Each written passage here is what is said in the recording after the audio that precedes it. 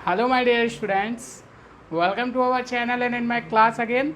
आज के लेक्चर में अपन देखने वाले हैं pair of linear equation in two variable का लेक्चर नंबर 8। हम एक नया कॉन्सेप्ट सीखने जा रहे हैं ठीक है, जो हमारी पेयर ऑफ लीनियर इक्वेशन दी हुई हैं उनको रिड्यूसिंग फॉर्मेट में, मतलब कि हम लोग एक मेथड पढ़ने जा रहे हैं जिसका नाम है रिड्यूसिंग मेथड। क्या नाम है?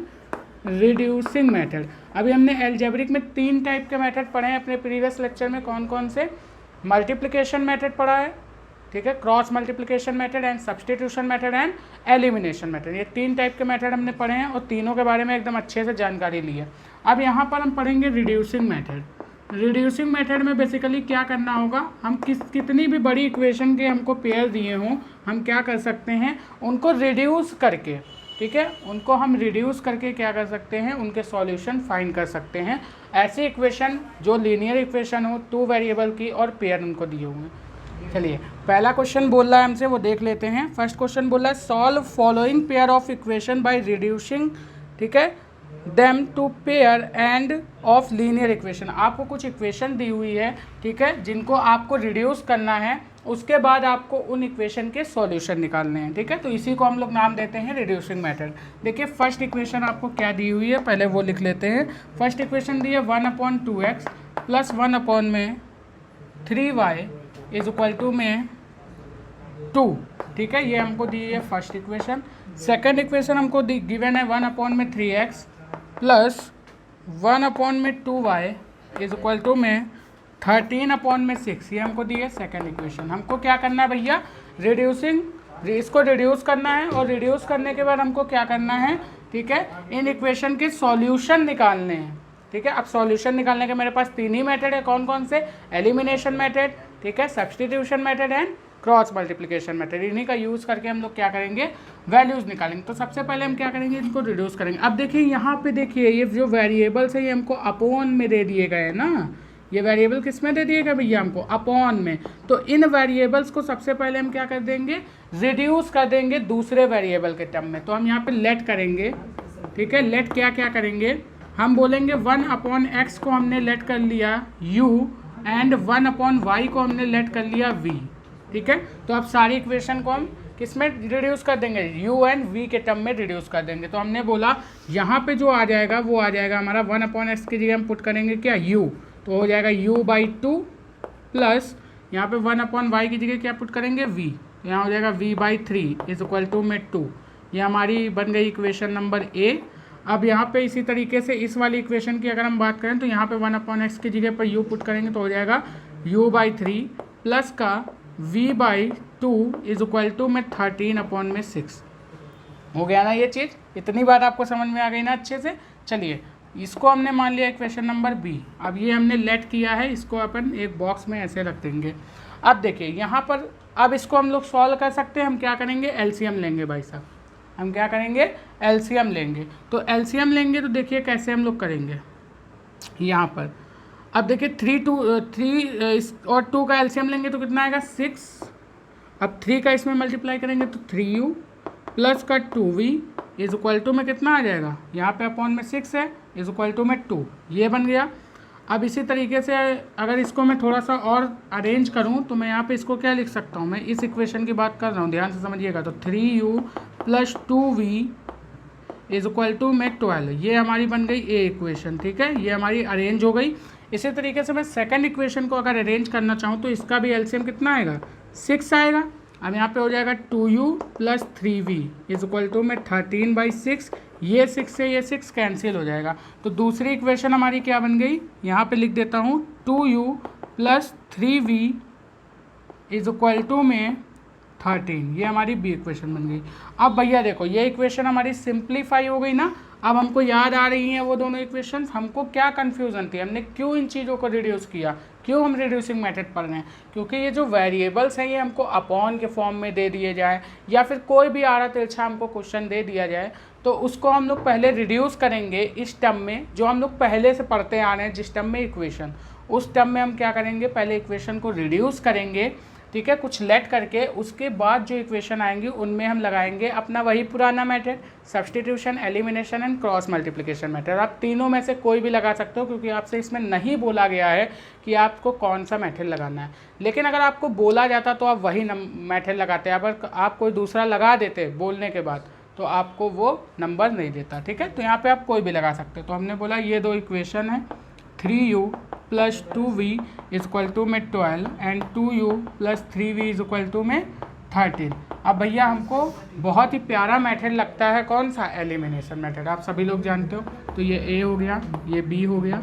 अब यहाँ पे देखिए हमको किसी एक को क्या करना है, एलिमिनेट करना है। ठीक है, तो हम क्या करेंगे, अगर हमको v को एलिमिनेट करना है तो हम बोलेंगे यहाँ पे अगर हम मल्टीप्लाई कर दें 3 से एंड यहाँ पे मल्टीप्लाई कर दें 2 से और दोनों को कर दें सब्ट्रैक्ट, तो यहाँ पे हमको क्या मिल जाएगा भैया, यहाँ पे हमको v एलिमिनेट होके u की वैल्यू मिल जाएगी। तो हम बोलेंगे यहाँ से हो जाएगा 3 3 जा 9, यहाँ से हो जाएगा 2 2 जा 4 और ये माइनस माइनस माइनस। अब देखिए 9 में से 4 जाएगा तो कितना आएगा, 5u। ये मैं डायरेक्ट कर रहा हूँ, ठीक है, आप लोग मल्टीप्लाई करके करेंगे, मैं डायरेक्ट कर रहा हूँ और जो भी मल्टीप्लाई करेंगे वो लिखेंगे। मैं डायरेक्ट इस वजह से कर रहा हूँ क्योंकि मैं प्रीवियस लेक्चर में आपको सिखा चुका हूँ बाकी डिटेल में। तो अगर आपको एकदम डिटेल देखना है तो आप हमारा प्रीवियस लेक्चर देखें, देन ये लेक्चर वॉच करें तो मज़ा आएगी। ठीक है, चलिए, तो यहाँ पे हो गया ये 9 माइनस का 4 5u प्लस का ये हो जाएगा 3 2 जा 6 एंड ये हो जाएगा 3 2 जा 6, तो प्लस माइनस का ये कैंसिल हो जाएगा। ठीक है, इक्वल टू में यहाँ पे हो जाएगा 12 3 जा, ठीक है, कितना होता है बताइए, 36 एंड 3 2 जा कितना होता है, 26। तो 36 में से 26 जब जाएगा तो कितना बचेगा भैया, 10 बचेगा। तो u की वैल्यू कितनी आ गई, 10/5, यानी u आ गया हमारा 2। इतनी बात आपको समझ में आ गई, u हमारा कितना आ गया, 2। अब ये u की वैल्यू हम किसी भी इक्वेशन में पुट कर दें, तो हमने पुट कर दिया इक्वेशन a में, पुट इन इक्वेशन a। जब a इक्वेशन में u की वैल्यू पुट करेंगे तो यहाँ से क्या आ जाएगा भैया, यहाँ से आ जाएगा हमारा 3 × 2 + 2v इज इक्वल टू में, ठीक है, इज इक्वल टू में 12। ये होगा तो 3 2 जा 6 हो जाएगा और 6 इधर जाएगा तो 6 बचेगा, यानी 2v इज इक्वल टू में 6, then v is equal to में 3। तो v की वैल्यू कितनी आ गई, 3। अब भैया हमने इसको लेट किया है ना, u एंड v को लेट किया है, इसकी वैल्यू यानी x एंड y के टर्म की जो वैल्यू थी उसको हमने रिड्यूस किया था u एंड v के टर्म में। तो हमको जो फाइनल आंसर लिखना होगा वो हम x एंड y के ही टर्म में देंगे। बात समझ में आ रही है, इसको तो हमने अपने मन से सपोज किया ना, लेकिन क्वेश्चन के अकॉर्डिंग यहाँ वेरिएबल्स क्या थे, 1/x एंड 1/y।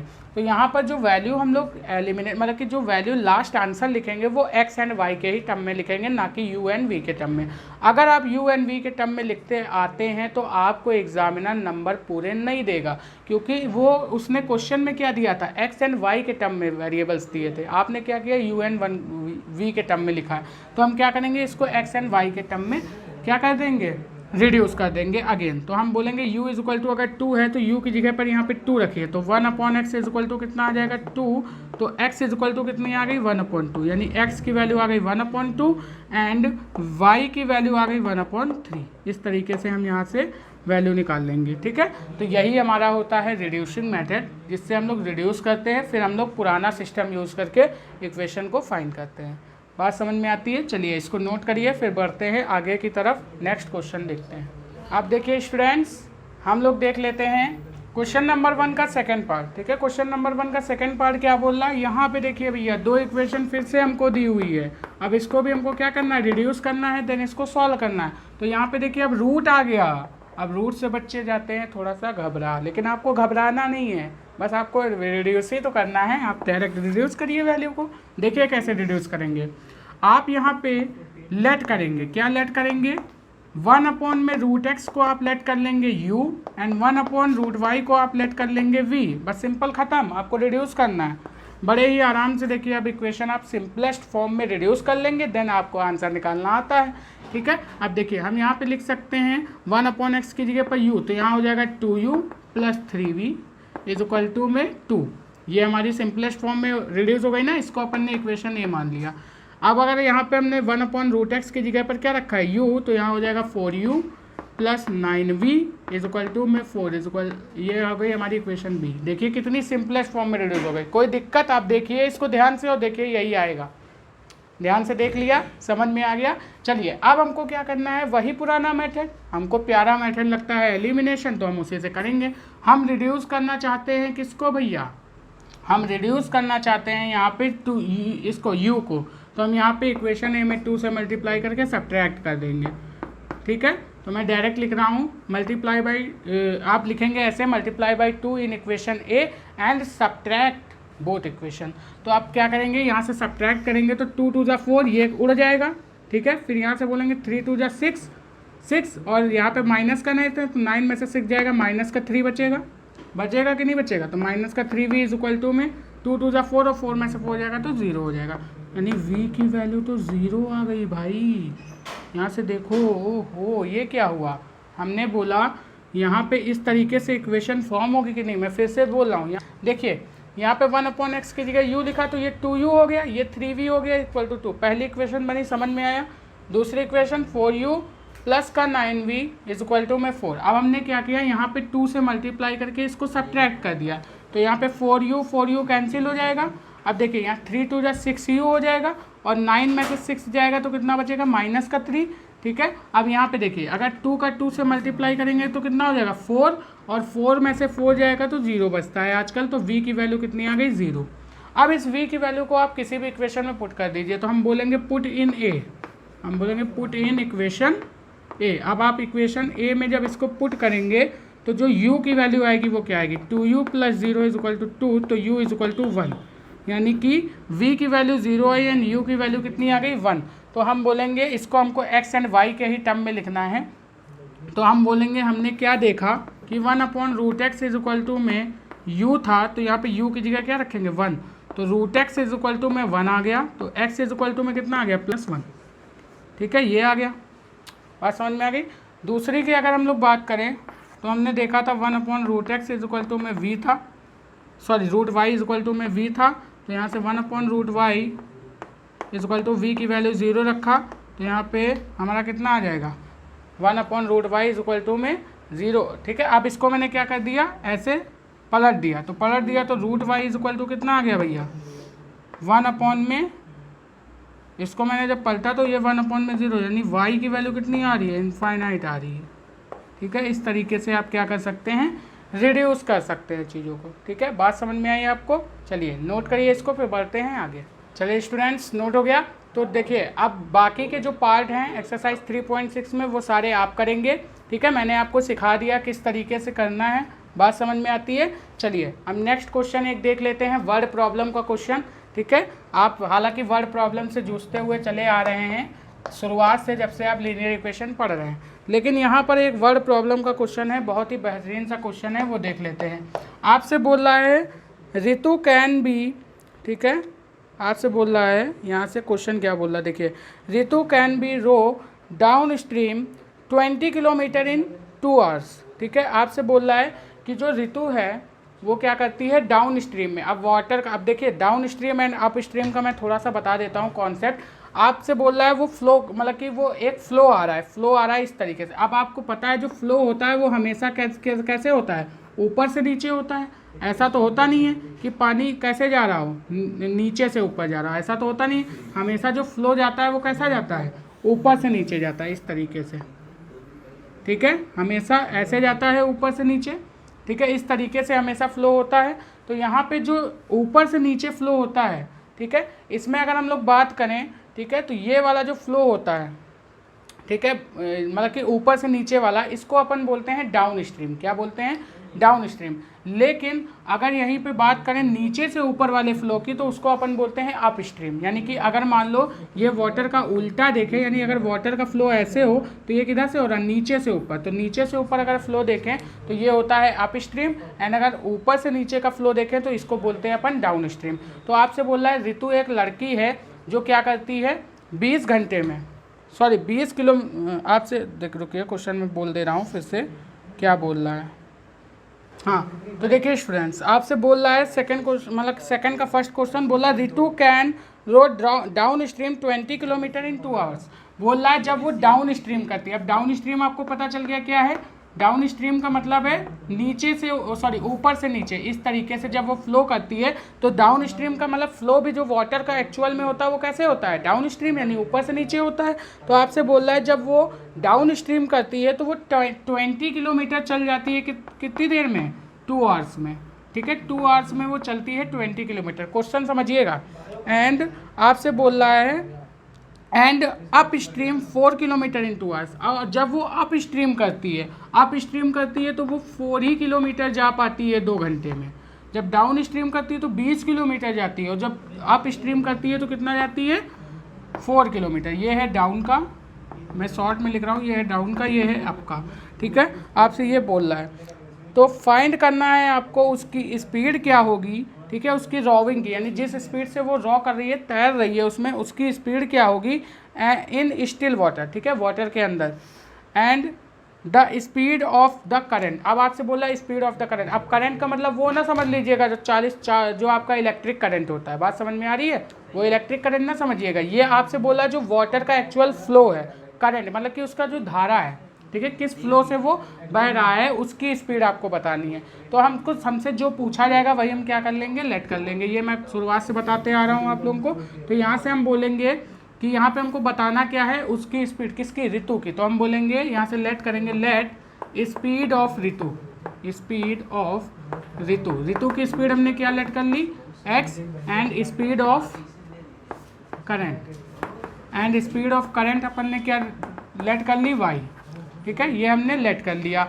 अब आपसे बोल रहा है यहाँ पे 20 किलोमीटर जब वो डाउन स्ट्रीम जाती है, तो भैया अगर डाउन स्ट्रीम जाती है तो वाटर का फ्लो भी ऐसे ही होता है, यानी वाटर का फ्लो भी ऐसे है, और क्या है, वो भी ऐसे ही तैर रही है, ठीक है। तो क्या होगा, जो वाटर का फ्लो है, जो वाटर की स्पीड है, और जो हमारी किसकी स्पीड है, करंट की स्पीड, और ऋतु की जो स्पीड है, जिस स्पीड से ऋतु तैर रही है और जिस स्पीड से करंट का फ्लो है, क्या वो दोनों ऐड हो जाएंगे, क्योंकि दोनों सेम डायरेक्शन में जा रहे हैं। अरे भाई, अगर ऋतु किसी स्पीड से क्या कर रही है, तैर रही है किसी वाटर में जो कि डाउन स्ट्रीम में तैर रही है, तो डाउन स्ट्रीम में जब वो क्या करेगी, स्विम करेगी, तो यहाँ से देखिए होगा क्या, डाउन स्ट्रीम तो अपनी स्पीड से आगे जा रहा है, तो वो क्या करेगा, जो डाउन स्ट्रीम है वो उसकी स्पीड को बढ़ाएगा ना। तो यहाँ पे जो इसकी स्पीड है, करंट की स्पीड, ये ऋतु की स्पीड में ऐड होगी। तो हम बोलेंगे जब डाउन स्ट्रीम करती है तो इसकी स्पीड क्या हो जाएगी, ऐड हो जाएगी। तो वो कितना चलती है, 20 किलोमीटर चलती है, किसमें, 2 आवर्स में। ये हो गई डाउन स्ट्रीम की बात। तो दोनों की स्पीड क्या हो जाएगी, ऐड हो जाएगी। अगर मैं अप स्पीड की बात करूँ तो वाटर का फ्लो इधर और ऋतु किधर आ रही है, इधर, बात समझ में आ रही, वाटर का फ्लो हो रहा है इधर और ऋतु तैर किधर रही है, इधर, यानी कि फ्लो के अपोजिट डायरेक्शन में वो क्या कर रही हैं, स्विम कर रही हैं। तो उनकी स्पीड में इफेक्ट आएगा, उनकी स्पीड कम होगी, तो कम करने की कोशिश होगी। तो यहाँ से क्या होगा, जो ऋतु की स्पीड है वो कम हो जाएगी, किससे, फ्लो रेट से। तो यहाँ पे हो जाएगा x माइनस वाई, क्या इनका डिफरेंस निकालेंगे, ये हो जाएगा अप स्ट्रीम। अब आपने साइंस में एक फॉर्मूला पढ़ा है, याद करिए, 9th के अंदर या फिर 10th के अंदर, डिस्टेंस बराबर, ठीक है, आपने यहाँ पे पढ़ा है क्या, speed is equal to distance upon में time, speed is equal to distance upon में टाइम, ये आपने पढ़ा है। तो अगर यहाँ से हम बोलें तो यहाँ से अपन ये भी बोल सकते हैं कि distance upon speed is equal to time, ये आपने पढ़ा हुआ है, पढ़ा है कि नहीं पढ़ा है, ये वाला फॉर्मूला आपने पढ़ रखा है। तो यहाँ पे अगर हम लोग बात करें तो डिस्टेंस कितनी चलती है, कितनी स्पीड है उसकी, एंड कितना टाइम लगता है। तो अगर अपन डाउन स्ट्रीम की बात करें, यहाँ पे पहले लिखेंगे फर्स्ट डाउन स्ट्रीम, मैं शॉर्ट में ही लिख रहा हूँ। डाउन स्ट्रीम की बात करें तो उसने कितनी डिस्टेंस ट्रेवल की है, 20 किलोमीटर। कितनी स्पीड है, तो हम बोलेंगे x प्लस वाई, और कितने घंटे में ट्रेवल की है, तो 2 घंटे में। ये हमारी पहली इक्वेशन बन गई। दूसरी इक्वेशन की अगर हम बात करें तो हम बोलेंगे अप स्ट्रीम की। अप स्ट्रीम में उसने क्या किया है कि भैया 4 किलोमीटर चली है डिस्टेंस, स्पीड कितनी है, x माइनस वाई, और कितने घंटे में चली है, तो 2 घंटे में। अब यहाँ से ये इक्वेशन नंबर 2 बन गई, ठीक है। अब इन दोनों इक्वेशन को क्या कर लेंगे, सिंप्लीफाई। दोनों इक्वेशन को सिंप्लीफाई करेंगे तो हो जाएगा 20 is equal to 2x plus 2y, ये हो जाएगा यहाँ से। और यहाँ पे अगर बात करें तो हो जाएगा 4 is equal to 2x minus 2y, ये हो जाएगा। अब देखिए इसको अपन, ये है इक्वेशन फर्स्ट, ये है इक्वेशन सेकंड। अब इसको हम एलिमिनेशन मेथड के द्वारा सॉल्व कर लेंगे। तो यहाँ से मैं थोड़ा सा इसको लिख देता हूँ। इक्वेशन फर्स्ट क्या है, 2x plus 2y is equal to 20, and 2x minus 2y is equal to में 4। अब देखिए स्टूडेंट्स 2y से 2y गया तो कितना ये कैंसिल हो गया। अब देखिए 2x कितना हो जाएगा भैया 4x हो जाएगा। ठीक है, तो यहाँ से बोलेंगे 4x इज इक्वल टू में यहाँ से हम क्या बोल देंगे 20 + 4 तो हो जाएगा 24। तो x इज इक्वल टू कितना आ जाएगा 24 अपॉन में 4। ठीक है, तो यहाँ से कितनी बार में जाएगा भैया ये जल्दी से बताइए 6 बार में। तो यहाँ से हो जाएगी x इज इक्वल टू 6, यानी x की वैल्यू कितनी आ गई 6, यानी कि जो ऋतु है वो कितने किलोमीटर पर आवर से की स्पीड से चल रही है। तो हम बोलेंगे 6 किलोमीटर पर आवर की स्पीड से चल रही है कौन ऋतु।